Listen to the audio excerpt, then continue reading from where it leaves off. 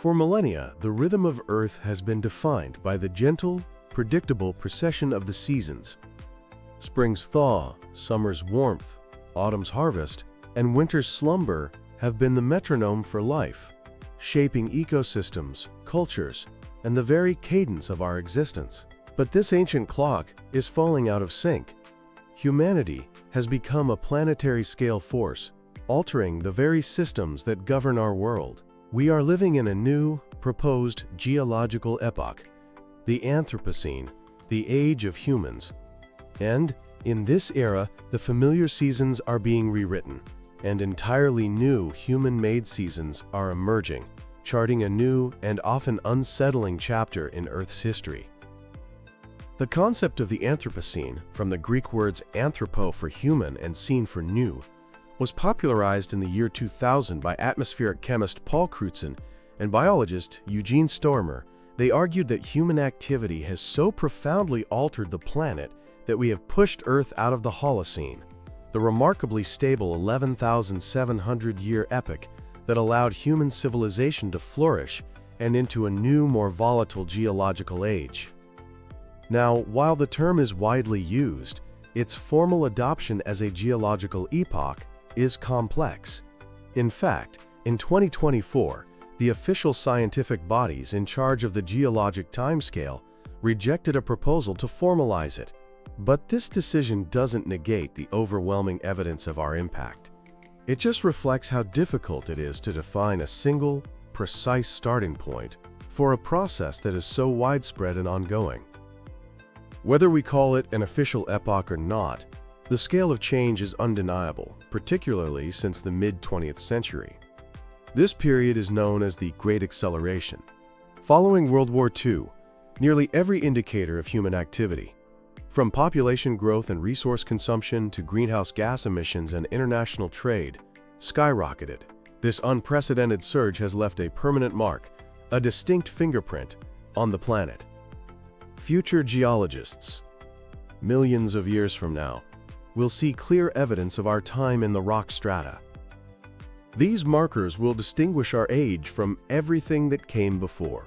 They will find radionuclides, a global layer of radioactive elements like plutonium, left over from nuclear weapons testing in the 1950s and 60s. They'll find what are being called technofossils, including the mass-produced plastics and concrete that have created entirely new types of rock that will persist for geologic timescales. They will find black carbon particles from burning fossil fuels embedded in sediments and ice cores all over the world. They will also detect profoundly altered nitrogen and phosphorus cycles in the soil, a chemical shift unparalleled in Earth's recent history, caused by our widespread use of artificial fertilizers. And perhaps most soberingly, they will see the geological signature of a mass extinction. For the first time in Earth's history, a single species is knowingly causing species to disappear at a rate significantly faster than the natural background rate.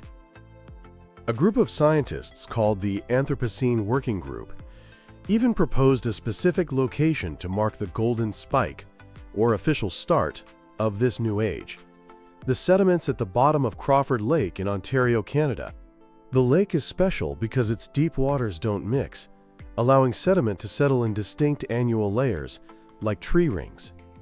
These layers provide an exquisite record of environmental changes, showing a clear, sharp shift around 1950 with the sudden appearance of plutonium fallout, microplastics, and pollutants from fossil fuels. So we've established our fingerprint is on the planet.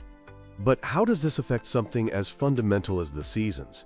The Earth's traditional 4 seasons are a product of its 23.5-degree axial tilt, which governs how much solar radiation each hemisphere receives throughout the year.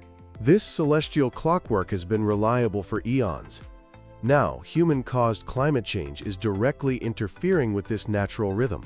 Scientists call them syncopated seasons, familiar cycles but with new, unsettling, and more erratic timing. Let's start with spring. Across the globe, spring is springing sooner. Warmer temperatures are advancing the timing of crucial biological events, a phenomenon known as phenology. Plants are leafing out and flowering earlier, and animals are migrating and breeding ahead of schedule. For indigenous communities like the Menominee in Wisconsin, these shifts disrupt long-held cultural practices. The sugaring season, when sap is harvested from maple trees, once took place in April, but now often concludes before the end of March because the sap flows so much earlier in the warmer year. This temporal shift also creates dangerous ecological mismatches.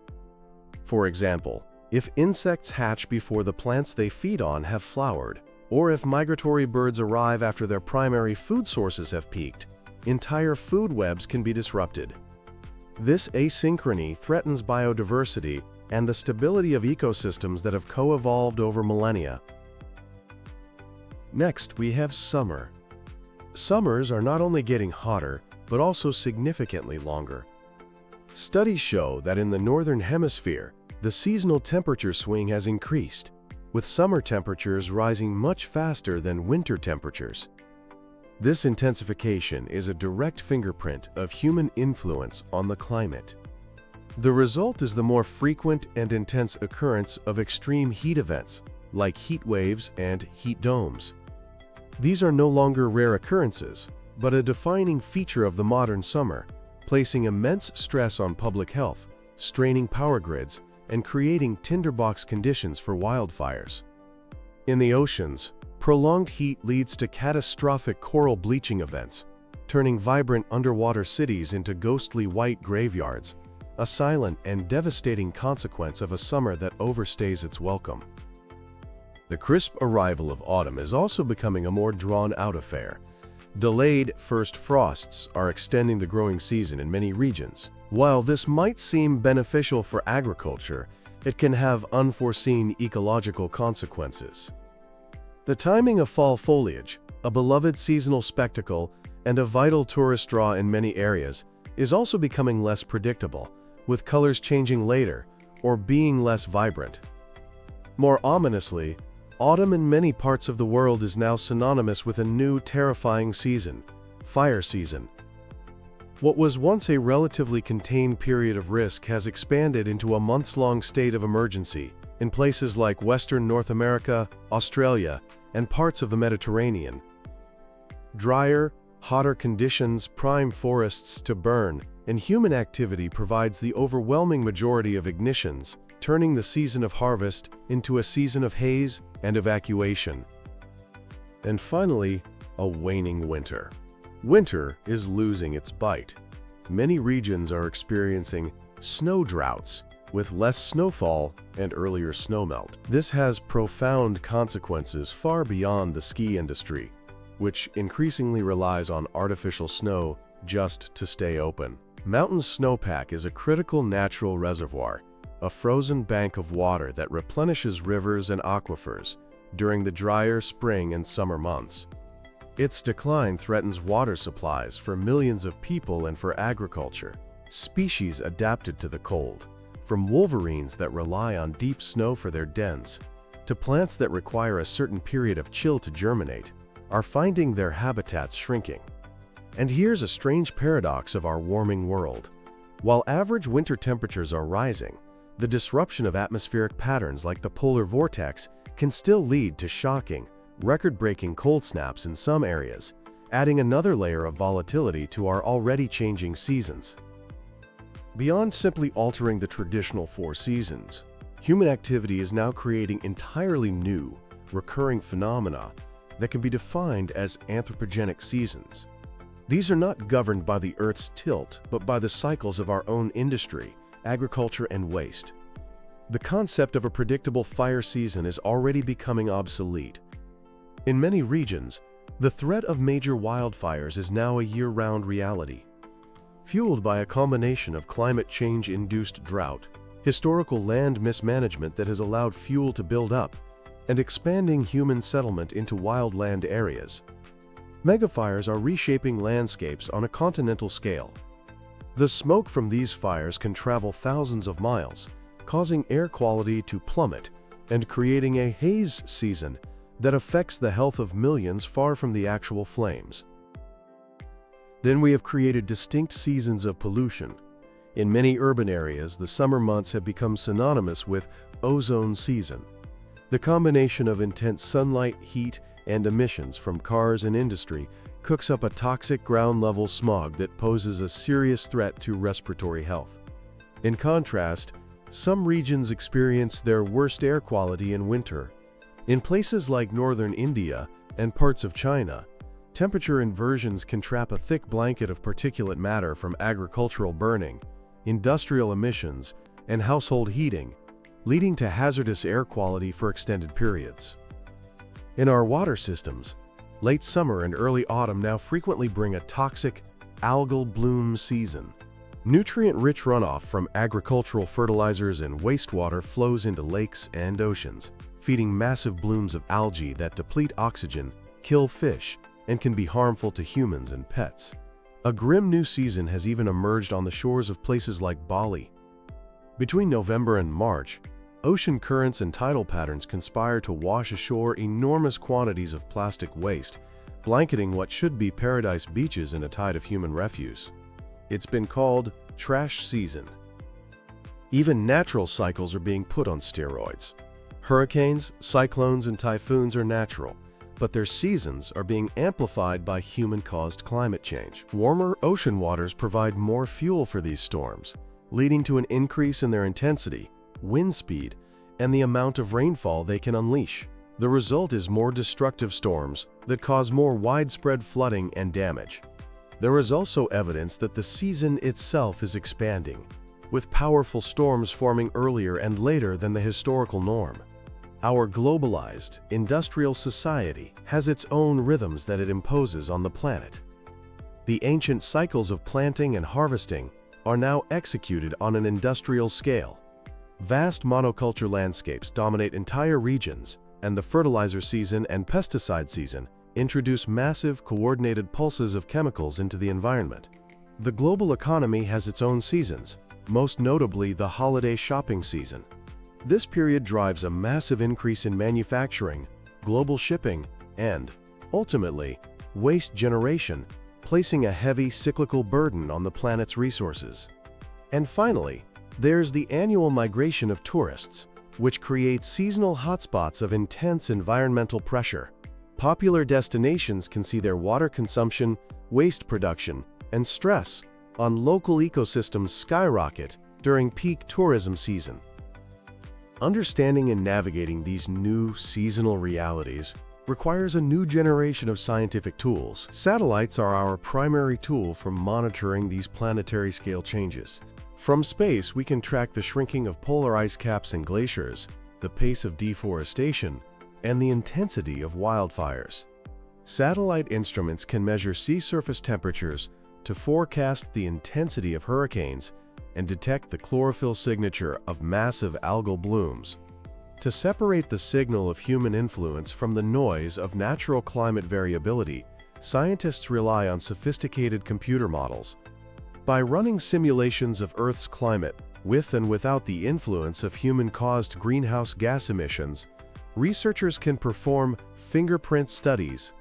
These studies have shown with overwhelming confidence that the changes we are observing cannot be explained by natural factors alone. The odds of the observed shifts being a result of natural variation are estimated to be as low as 5 in a million.